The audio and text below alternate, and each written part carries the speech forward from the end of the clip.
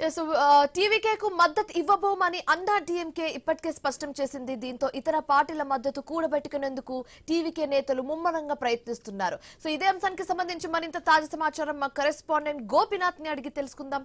గోపినాథ్, అసలు తమిళనాడు రాజకీయాల గురించి మనం మాట్లాడుకోవాలి. ప్రత్యేకించి అసలు ఏం జరుగుతుంది? ట్విస్టుల మీద ట్విస్టులు చూస్తున్నాము.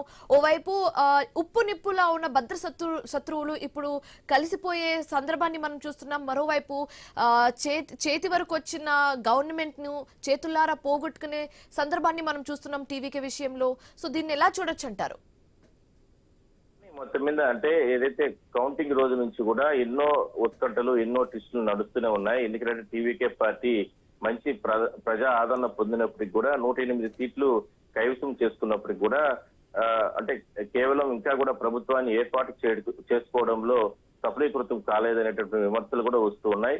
అంటే కొన్ని చర్యలు ముందస్తు చర్యలు తీసుకోలేకపోయిన కారణంగానే ఆలోచన చేయకపోయిన కారణంగా ఈ రకమైనటువంటి పరిస్థితులు వచ్చాయని చెప్తున్నారు రాజకీయ విశ్లేషకులు కూడా. సో మొత్తాన్ని చూస్తే నిన్న పరిణామాలు చూస్తే కూడా నిన్న ఏదైతే 107 మంది ఎమ్మెల్యేలతో కూడా ప్రత్యేకంగా భేటీ అయినటువంటి టీవీకే విజయ్ చాలా కీలక అంశాలను అంటే ఎవరితో పొత్తు పెట్టుకోవాలి ఏంటి అనే దానిపైన చాలా రకాలుగా చర్చలు జరిపినప్పటికీ కూడా ఆ నిర్ణయం తీసుకోవడంలో అంటే కాంగ్రెస్ పార్టీతోనూ మిగిలిన వామపక్ష పార్టీలతోనూ వెళ్లాలనేది నిర్ణయం తీసుకున్నారు. అయితే కాంగ్రెస్ పార్టీ నుంచి కేవలం 5 మంది ఎమ్మెల్యేలు మాత్రం మద్దతు ఉంది కాబట్టి మిగిలినటువంటి ఇట్లా సిపిఐఎం కానీ ఇట్లా కొన్ని పార్టీలకు సంబంధించి వాళ్ళు ఎక్కడా కూడా మేము సపోర్ట్ చేస్తామంటూ ఎక్కడా కూడా చెప్పలేదు. అంటే కేవలం వాళ్ళు డిఎంకేతోనే మేము కొనసాగుతాము, వాళ్ళతోనే ఆ పార్టీతోనే మేము గతంలో నుంచి కూడా అంటు పెట్టుకుని ఉన్నాం కాబట్టి వాళ్ళతోనే మేము ముందుకు వెళ్తామంటూ కూడా తెగేసి చెప్పడం జరిగింది. ఇప్పుడు అధికారం లేకపోయినా పర్వాలేదు, గతంలో అధికారం ఉన్న సమయంలో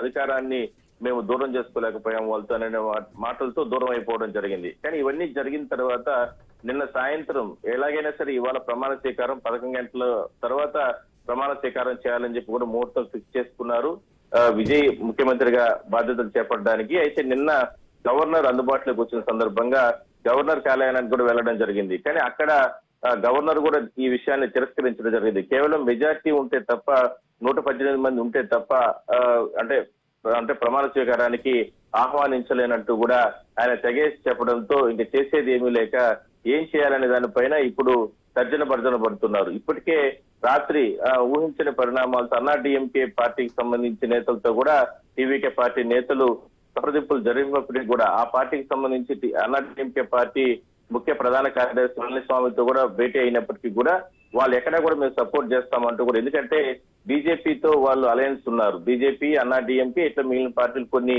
ఈ ఎన్నికల్లో నిలబడడం జరిగింది. ఆ సందర్భంలో విజయ్కి ఆహ్వానం పలికినప్పటికీ కూడా విజయ్ బీజేపీని దూరం పెట్టడం జరిగింది. సో ఇవన్నీ కూడా మనసులో పెట్టుకుని అన్నా డిఎంకే ఎక్కడా కూడా దగ్గరికి చేర్చనివ్వడం లేదు. ఇక అధికారం కోల్పోయినటువంటి డిఎంకే పార్టీ ఎక్కడా కూడా మేము సపోర్ట్ చేస్తామని చెప్పి ఇప్పటి వరకు కూడా చెప్పలేదు. అది కాకుండా తమని కాదని ముందుకెళ్లినటువంటి కాంగ్రెస్ పార్టీ పైన పీకల దాకా వాళ్ళు ఉన్నారు. సో ఇవన్నీ కూడా పరిణామాలు చూస్తా అంటే ఎట్టి పరిస్థితుల్లో ఇప్పుడల్లా అంటే టీవీకే పార్టీ అధినేత విజయ్ ముఖ్యమంత్రిగా అంటే అవకాశం ప్రజలు ఇచ్చినప్పటికీ కూడా తక్కువ మెజార్టీ ఉంది కాబట్టి ముందుకెళ్లే అవకాశం అయితే కనపడడం లేదు. Shivan, thanks for the updates Gopinath.